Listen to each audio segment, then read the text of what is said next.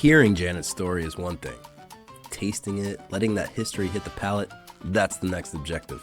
And we're not doing this just anywhere. We're inside Cafe La Trova, a bar that's earned its spot on the world stage, with a team recognized at Tales of the Cocktail as being one of the best in North America. We're met by Andy Cabrera, son of Julio Cabrera, and one of the faces of what this place stands for, cantinero style, done right. And here's the secret: it doesn't start with a cocktail, it starts with hospitality. And in here, it wears a red vest. How's it going? Welcome. Hello, How's it Andy. going? Good to see you. Good to see you as well. Good to see you. Happy to be here. We're at Cafe La Trova, one of the best bars in the entire world, and the #1 Cuban bar in the entire world as well. You got the credentials to back it up, Exactly. Yes, we obviously. do. We worked a lot. It was never our goal to get this many awards, but we are very, very happy about the worldwide recognition and the respect that people have given us. And I think it's very important for the Cuban culture to once again shine and show the world what we were once capable of. The lost art of the cantinero is finally being revived again thanks to Cafe La Trova. It's always cool when a city has a distinctive embodiment bar, and I think that's one of the things about why La Trova being at the top is obviously it's a great representation of the Cuban culture, like you said. And when someone comes to Miami, this is where I would recommend them to come. Thank you. Thank you. We have a lot of older couples from previous generations of Cuba that come over here to once again be able to relive the energy, what it feels like to be in Cuba. You come inside and you're transported back to the 1950s, the golden era. You have the live music, the cantineros making great cocktails, every single one of them smiling, saying hi to every single person that walks through the door, right? And of course, the most important part, making sure everybody's happy. Absolutely. So you mentioned cantineros, and maybe someone off the street might not know what a cantinero is. I mean, there's a bartender and there's a mixologist, and a mixologist could be a bartender, but a bartender can't always be a mixologist. What is a cantinero, and how do you compare it between bartenders? So basically, cantinero is just a bartender in Spanish, but in Cuba it means something different. In Cuba, it's a profession for life. It's not a job that you get to make some quick money for 6 months to a year. In Cuba, you actually have to go to school for it. It's a curriculum. It says right here, the Association of Cantineros of Cuba. And it's like a crash course of cocktails, technique, language, because all cantineros have to be multilingual. Cuba, back then, was a very touristic heavy place, so you would have to learn how to speak English fluently, sometimes even French as well. So that's something that sets us apart from the rest of the bartenders in the world. In Cuba, you have to go to school for 2 years, learn over 200 classic cocktails. Wow. Hospitality is primordial, super important.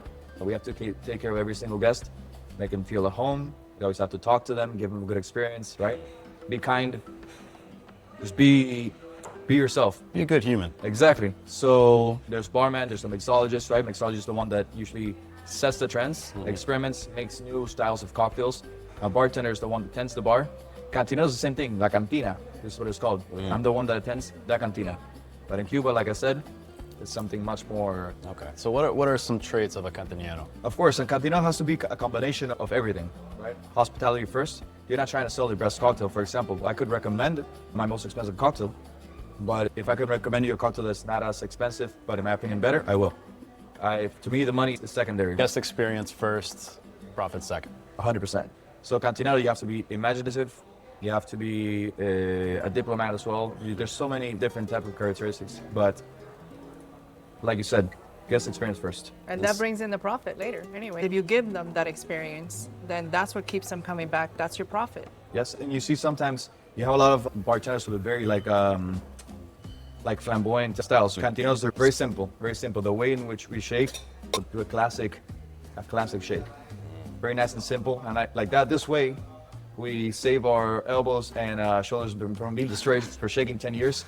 This only moves the wrist. It's much more practical. I wish somebody had told me that 18 years ago. See? So these are things that are important. I can see why. Minimal, but very important. Right. It's also a presentation. Right? Of course, and sometimes for example, we don't do flair. Our flair comes in the way which we do techniques. The way we stir, we smile when we make a cocktail, right? Elegance in every single technique. Well, anything can be flair if you're doing it with a good presentation, I believe. It doesn't have to be bottle flipping or stalling on your forehead. I mean, it could just be the way you place down a napkin and welcome someone into your environment. Right? I noticed you pointed out your pins. Can you tell me a little bit more about the pins you have? Absolutely. So this is a throwback to the classic Cuban cantinero styles. So we would always wear vest in Cuba, Florida, for example. You see them with red blazers, sometimes even with their aprons, and they always wear pins. Back then, what it would signify is that you represent a big brand or you belong to an association, like I do with the cantineros. If you've won awards, keeping them very simple. But nowadays, it's more personalized. So, for example, I travel to London. I buy a pin that says, "Oh, I've been to London. I went to my favorite bar. I wear one here. My favorite cocktail, La Marilita bottle." What's your favorite London bar? My favorite London bar is actually my favorite bar in the entire world is the Donovan Donovan. in the Browns Hotel. Wow. But Donovan for me is the pinnacle of bartending in the world. What about it makes it the best for you? For me, it's a bar that I go to and I always feel at home. Even the first time that I was there, you have Salvatore Calabrese, who is one of the most influential bartending figures, Of course. behind the bar. And it's a man that I get to the bar, he stops what he's doing, he sees me, sits down with me, talks to me. Every single bartender there, they come and talk to you. They pay attention. The cocktails are not super complex. They try to do something like La Trova, right? Classic. Flavor is the most important thing, not the technique. So they're just super creative, and the bar is beautiful. It's a crystal bar top, illuminated. You're in a place that has murals from the 1800s. Everything is just elegant and Yeah. top. I You love could it. spend a lifetime going through the cocktail scene in London. It's Yes. one of my favorite cities. I think I hit 20 bars in 2 days one time. It's the cocktail I capital of the went world. there for a good reason. And to tell you the truth, my favorite bar, there's so many that you can name. I mean, the bars with shapes for a name. There's Tyre Elementary was a whole experience where you start in the front and they invite you to the back. My favorite one was because of the staff, Satan's Whiskers. I was gonna say, I was not able to make it my last time. I have not been able to go to No. Satan's Whiskers because I know it's a little bit goodness. further away from Mayfair, but I heard really good things. Amazing cocktail program, but what it did it for me was just the people working behind the bar. They stood out to me. You'll probably see around the bar here, we have some names put on the bar. Oh, yeah. Pablo Rebecca, they actually met here and they got married. No way. Yeah, they got married and they come here didn't know every single weekend. That's a- Every single weekend without fail. We have the picture on the wall. We have a wall with our VIP section, and its guests have been coming here every single weekend since we opened. So do you have like an ordained minister pin where you're like you're conducting Almost. the? Man, you That's see, next. That's next. I should at That's this a point. great story. Yes, we have a lot of people that have met here. Yeah. You Even should just do that, people Andy. back- Get ordained. Marry people in La Trova. Should I? another career. I'm already a musician, bartender. Exactly. Down You're the young, whole you the can whole handle it, spectrum you're there. young. People have an idea of this world's best list. A lot of people follow it. Other people disagree. What distinguishes a good bar from a world-class bar in your eyes? That's it depends on who you ask. Everyone has different opinions, different priorities when they go to a bar. Yeah. For me, for example, I look at everything. I could have a great cocktail, but maybe the staff is no good. If the staff is no good, I'm not gonna be back. Right. If regardless of how good the cocktail was, the ambiance, how are the people there? How does the place itself make me feel? What connection did I create with the bartenders? Because I can go into I've been to some of the best bars in the world. I've sat down and I have not understood why they're in the list. It's happened to me. I never say, oh, I'm from Café La Trova. I want to be a regular guest. Yeah. And I want them to take care of me as I'm a regular guest. And sometimes you don't feel that connection from the bartender. It's very quick. What would you like? Not even a good afternoon, good evening. What would you like? Here you go. Here's the check. Right? That's not what I look for in one of the best cocktail bars in the world. What I look for is that genuine hospitality connection, which I feel should be one of the main deciding factors of the 50 best list. Yeah. No, it's a collection of everything. I feel, in my opinion, it's an overall feeling, just like in maybe music or anything really. It's how you feel throughout the entirety of the experience, from walking in the door to when you're leaving or getting in a rideshare. Yeah. Some people might say, hey, this dive bar with the crooked dartboard is my favorite bar in the world. This is where I want to be. But a place like this, where you do a little bit of everything at such a high level, the music, it's authentic. The cocktail list is very carefully curated. The service is paramount and emphasized on. Not only that, but then when you look around the room and every little piece is so thought out and meticulous. That to me makes a great bar, and it's why obviously it's being recognized over and over and over again. Thank you. Thank you. And if you can tell, our menu is full of classics. We really don't do that much different compared to the rest of the 50 best bars. You see the 50 best bars. Tell me a are bit about 70 your trends. cocktail menu. Like, how are you turning that over? You're just riffing on classics? We have on the menu, we have two spaces, right? One is divided into the classic Cuban cocktails.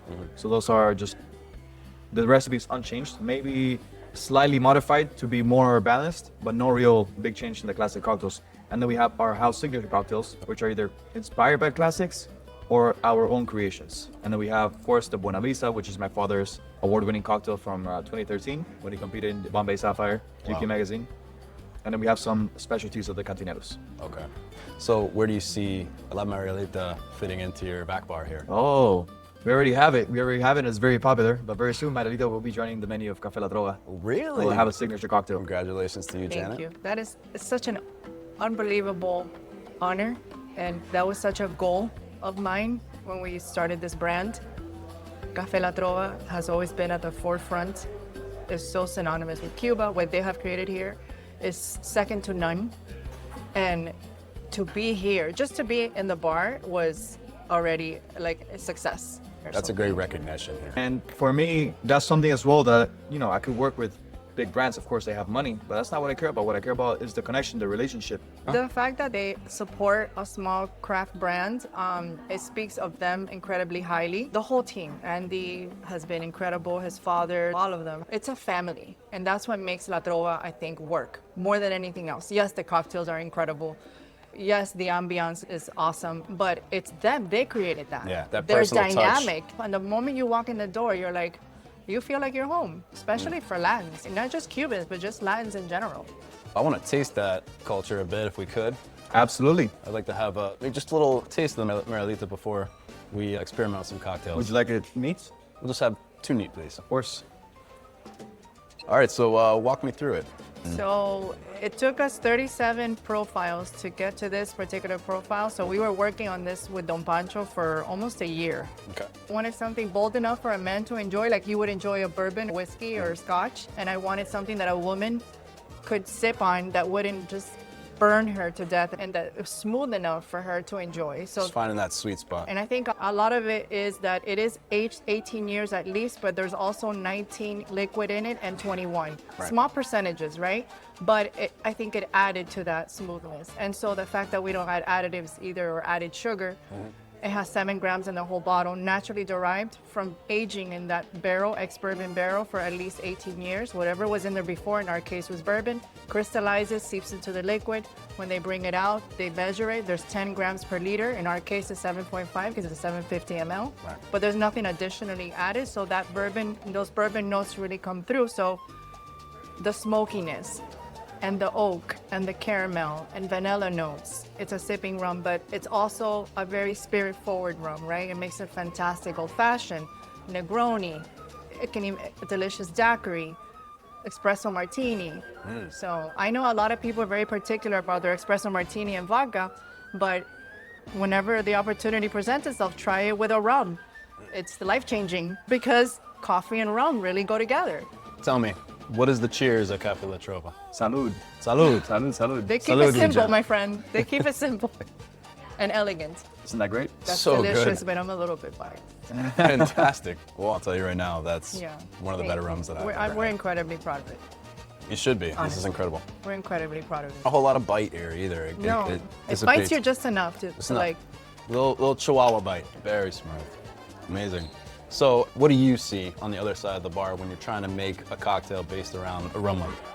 So this rum it's full bodied. You have a lot of flavor. You have a lot of great tropical notes.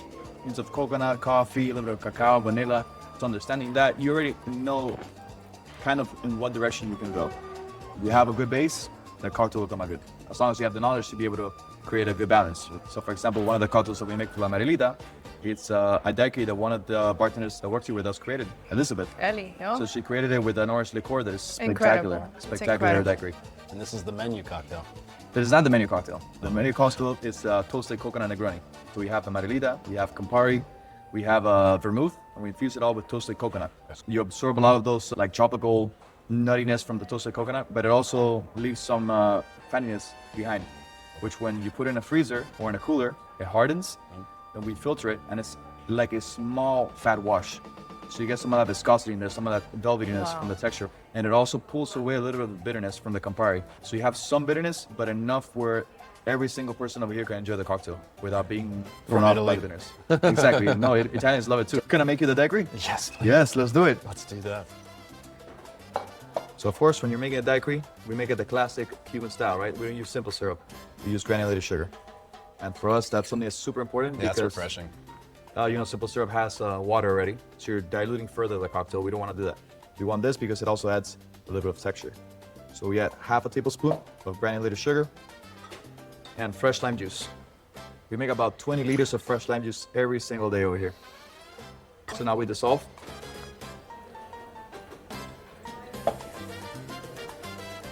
And now we add 1.5 ounces of La Marilita.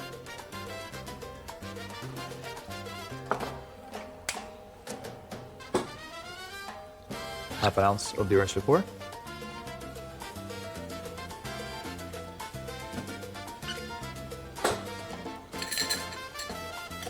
Mix one more time.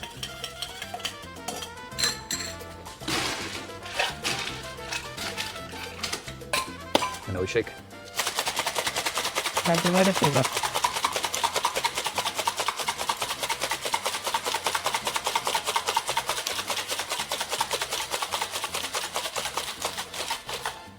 Elbows intact. Still, 80 years later. He makes it look easy. Now, of course, the cantineros, we have to do a little bit of flair as well, right? So we go. Oh yeah, there you go. Wow. The last waterbender. I couldn't tell you where my liquid would be if I tried to do it. See, when I try to do it, it goes all over the floor. Oh my God, I wouldn't even try. Look at that.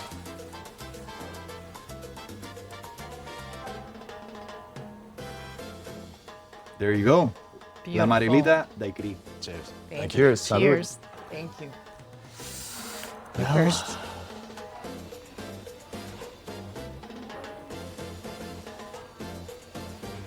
It's an experience. That is fantastic.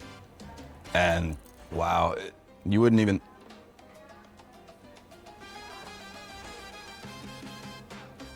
It's the rum that's making those flavors pop. For me, anyways.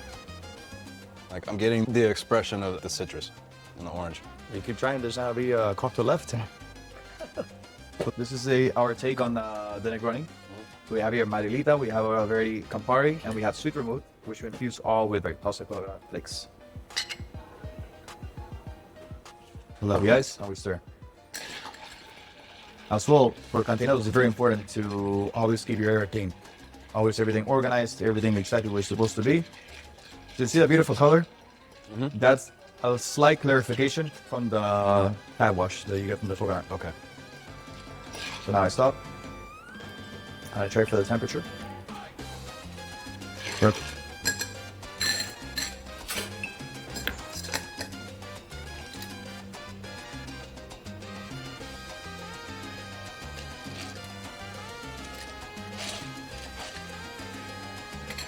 And for the garnish, First time trying this drink. we have a bamboo leaf.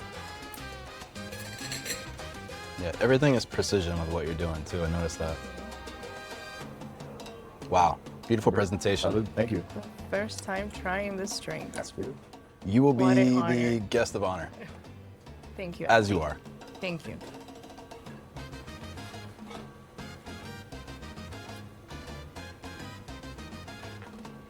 Verdict? Wow. It's incredible. It's good, isn't it? Yeah. I love this cocktail. It's so delicious. It's nice to see the final product. so- This is a big collaboration right here. Yes. Salud. Salud. When they create with our rum, it's just full circle, right? And God, yeah. they're the gatekeepers of brands. You gotta wait on that. Yeah. You see how it just keeps I- evolving. yeah. It keeps evolving. Exactly. You keep getting flavor after flavor afterwards. There's some As chocolate a- notes hidden in the back as well. I was just gonna say it evolved into like a cacao Yes. chocolate. Yeah, so I it's can taste it on the back it end. elongates the finish a little bit as well. A taste of chocolate. Now that's an experience. Oh. Very impressive. It's gonna be a hit, if I do say so myself. I know so. I know so. So I want to read you an Andy Warhol quote from your website. The idea is not to live forever, it's to create something that will. Yes. What does that mean to you in this Like- moment, sitting here after all you've been through? And you're here now. It's legacy.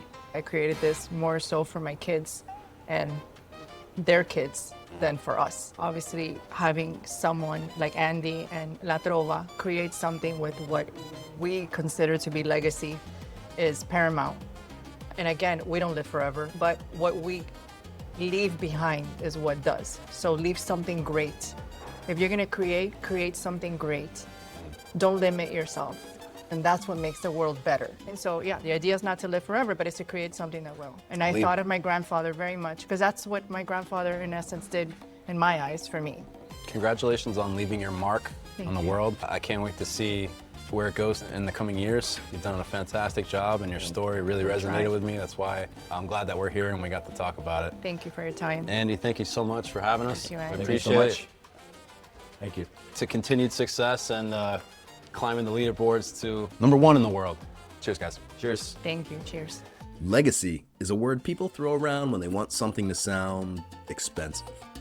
Like it comes with a plaque, a speech, and a VIP parking spot at the front of the restaurant. But real legacy is quieter. It's built in small, stubborn choices. It's what you carry forward and what you refuse to let disappear. Janet's legacy fits in a bottle. La Marilita rum isn't just rum, it's a love letter to a hard beginning. She took pressure, history, survival, and turned it into something you can taste. Something you can pass across the table without asking anyone for sympathy. Just, this happened, and I'm still here. Andy's legacy looks different, but it's cut from the same cloth. At Cafe La Trova, they're over trend chasing. They're guarding tradition. As clear as day, cantinero style is more than a uniform. It's discipline and hospitality as a calling. That red vest isn't just for show. It's a trophy for people who dedicated real time to the craft. And the world has unmistakably taken notice, awarding them trophies of its own. Then there's Calle Ocho. If you rush past it, it's easy to miss all the gems this street has to offer, but stay long enough and you can feel its truth. It's a living argument with the past. It's not exactly a museum or a theme park, but more of a survival mechanism turned into culture. That's the thread tonight. Hardship into beauty, tradition into a standard, loss into a kind of home. Not nostalgia, legacy still in motion. Cheers, and I'll see you in the next one. We're at the best out of our